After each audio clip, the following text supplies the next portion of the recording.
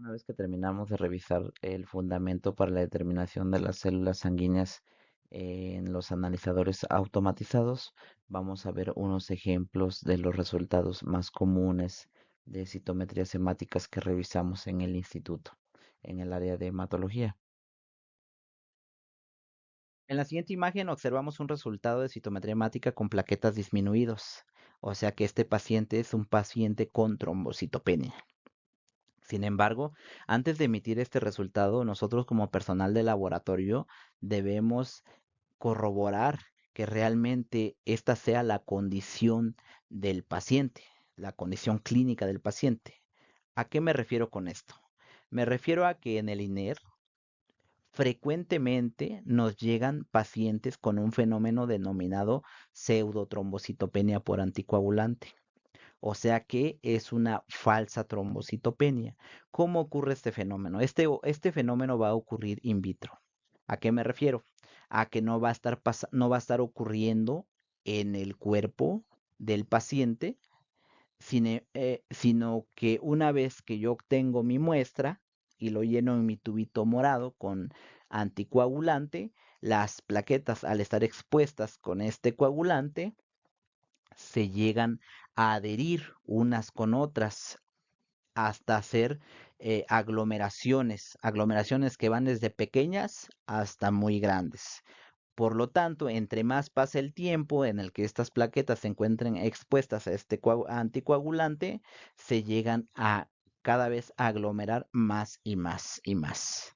Por lo tanto, cuando yo tome mi tubo de sangre total y lo pase al analizador automatizado, en lugar de que cuente plaqueta por plaqueta individual, el analizador puede ser que lo contabilice como una plaqueta de mayor tamaño o incluso que las excluya, porque son células que no están dentro del parámetro o de los parámetros de tamaño establecidos para las plaquetas y por lo tanto esto nos va a arrojar un resultado falso de trombocitopenia.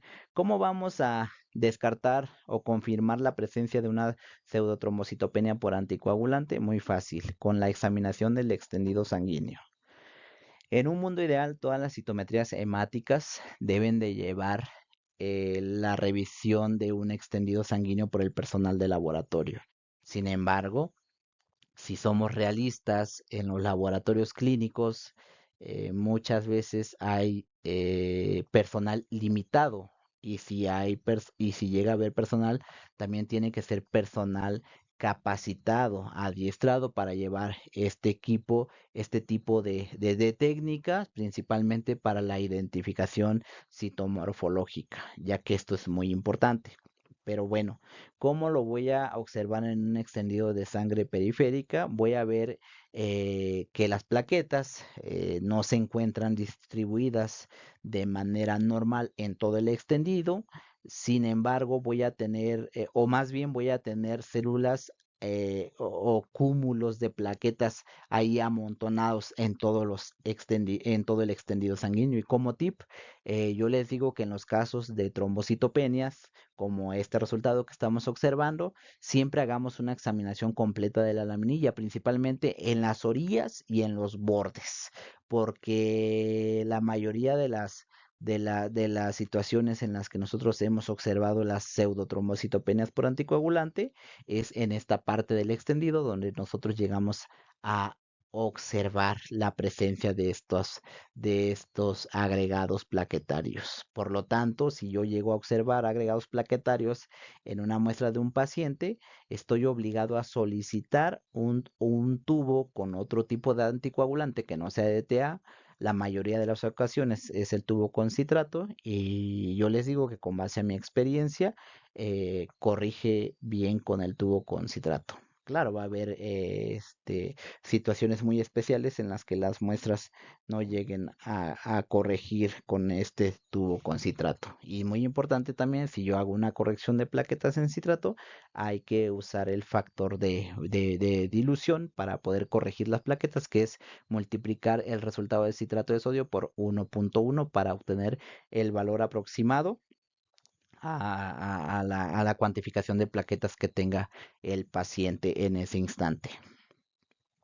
Otro de los puntos muy importantes y que nos sirve en este resultado es el histograma.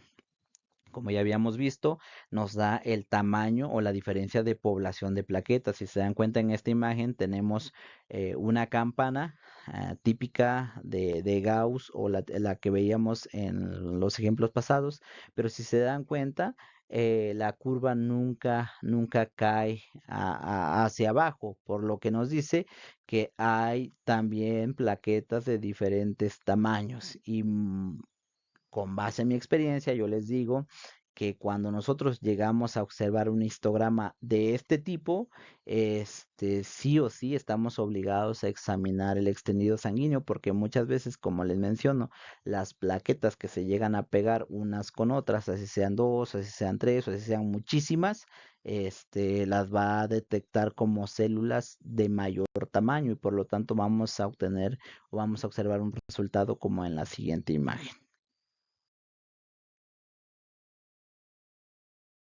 Otro de los resultados más comunes en el laboratorio de hematología es como el que se observa en pantalla, en el cual tenemos un paciente con hemoglobina de 9.8, está disminuido, un resultado del volumen corpuscular medio de 74.9, que como bien ya vimos, aquellos resultados de volumen que sean debajo de 80 femtolitros, ya estamos hablando de células microcíticas o células pequeñas. Entonces, tenemos un resultado también de el RDW, que es la distribución, el coeficiente de distribución eritrocitaria, en el que observamos un resultado de 24.4. ¿Qué nos dice este resultado desde aquí de lo numérico? Que es un paciente con anemia microcítica, pero también tiene una anisocitosis muy marcada, que nos dice que hay una diferencia en tamaño de eritrocitos, o sea que no hay una homogeneidad celular, hay eritrocitos de diferentes tamaños. Y aquí es donde entra la tarea del analista, del personal del área de hematología, en el cual es el encargado de diferenciar estos tamaños de eritrocitos y, y en su caso correlacionar con los demás parámetros para poder emitir un resultado confiable en este caso. El histograma, si se dan cuenta, como ya vimos anteriormente, es un histograma donde la campana se recorre hacia la parte de células pequeñas por el volumen que tenemos aquí, pero también debido al RDW que está aumentado, vamos a observar que la campana se abre un poquito más, que nos dice pues lo que ya les mencionaba, que no hay una homogeneidad celular, hay eritrocitos de diferentes tamaños. Hay algo que nos llama la atención aquí también, que es el histograma de plaquetas. Se dan cuenta, hay un ligero pico aquí y también se llega a observar cómo es que la curva llega a aumentar. ¿Qué nos dice? Que revisemos el extendido sanguíneo también como tiene trombocitopenia, no marcada como el resultado anterior, pero sí es una trombocitopenia y por lo tanto de paso revisar que no sean no esté la presencia de agregados plaquetarios. Otro de los parámetros alterados en este resultado o en el resultado en este analizador es el resultado de granulocitos inmaduros, que es un parámetro extra que nos da el equipo, en el cual nos dice la cantidad, en este caso, de granulocitos inmaduros. ¿A qué se refiere con granulocitos inmaduros? Van a ser todas aquellas células antecesoras al neutrófilo o a los segmentados, como los conocemos, o al neutrófilo segmentado, al neutrófilo maduro, al neutrófilo, al estadio final, pues. Entonces, en este resultado de granulocitos inmaduros vamos a encontrar vamos a encontrar bandas, metamielocitos, mielocitos, entre otros, células precursoras al neutrófilo segmentado.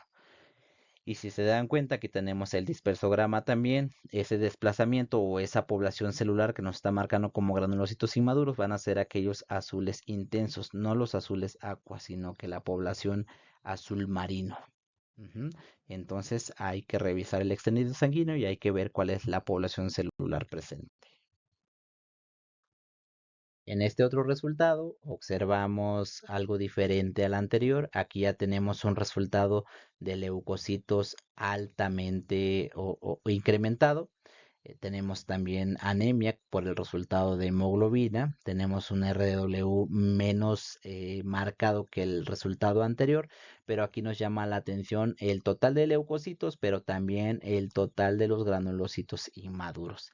Y si se dan cuenta en el dispersograma, este resultado está muy marcado. Recuerden que cada puntito es una célula, entonces lo que estamos visualizando en este dispersograma es toda la cantidad de leucocitos que el equipo determinó, o sea, hace los 40.000.8 de leucocitos que el equipo determinó. Y de esos 40.82, según los parámetros cuantificables, el 13% corresponde a células inmaduras, con respecto al neutrófilo absoluto. Entonces hay que identificar qué tipo de células inmaduras o precursoras están presentes en este resultado. Cuántas bandas, cuántos metamielocitos, cuántos mielocitos. Estos son resultados muy importantes para el personal médico. En este otro resultado también observamos un resultado disminuido de plaquetas que lo vamos a tratar como el primer resultado que ya vimos para descartar o confirmar la presencia de agregados plaquetarios. Eso sí o sí se tiene que hacer. Sin embargo, aquí hay un resultado diferente a los anteriores en cuanto al dispersograma se refiere. Si se dan cuenta, observamos que el equipo no hizo una buena diferenciación o no sabe dónde ubicar estas células. Si se dan cuenta, solo tenemos dos colores, el azul agua que corresponde a neutrófilos y las poblaciones moradas, pero incluso dentro de estas poblaciones hay separaciones.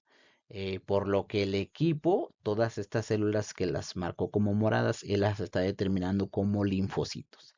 Y si se dan cuenta, dentro de los linfocitos también hay que buscar la diferenciación de estos linfocitos, que sean linfocitos pequeños o en reposo, que sean los linfocitos T efectores o que sean linfocitos plasmocitoides o en su caso que sean otras células que no correspondan a la población normal, que sean células neoplásicas. Entonces, en estos resultados también sí o sí tenemos que hacer una examinación microscópica de las células, porque como se dan cuenta, el analizador automatizado no es capaz de poder determinarlas y él te va a arrojar un número, pero el número al final de cuentas tú tienes como analista, como químico, de revisar y confirmar la presencia o ausencia de células